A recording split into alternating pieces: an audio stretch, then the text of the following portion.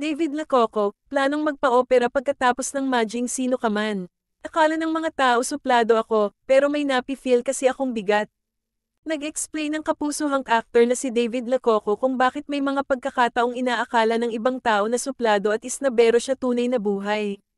Paliwanag ng binata, ang pagiging tahimik daw niya ay may kinalaman sa kanyang health condition na tinatawag na sleep apnea.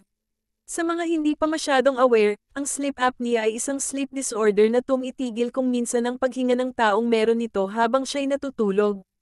Sabi ni David, plano na raw niyang magpa-opera dahil sa kanyang kondisyon pagkatapos ng primetime series nila ni Barbie Forteza sa GMA7 na Maging Sino Ka Man.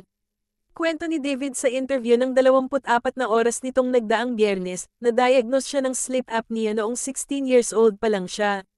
Gusto ko nang magpa-opera after this show, so hopefully I find the time na magawa ko yun kasi I think sleep is the best gift by God, pahayag ng binata na tinaguri ang pambansang Ginoo dahil sa role niya sa GMA series na Maria Clara at Ibarra kung saan sumikat ang tambalan nila ni Barbie.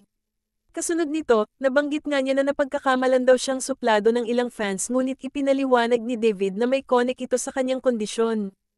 I tend to be, parang iniisip ng mga tao na materay ako, suplado, but actually may napi-feel kasi ako sa umaga na bigat so parang wala ka sa mood, so I had to work out, pahayag pa ng aktor. Nauna rito, ibinalita na rin ni David last June, 2023 ang pagkakaroon ng sleep apnea na siya ring nagiging dahilan ng pagiging late niya kung minsan sa taping ng kanyang mga projects.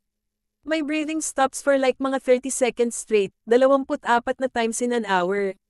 So, all throughout the night, hirap ako So stressed ako. So paggising ko sa umaga, I'm stressed also, aniya.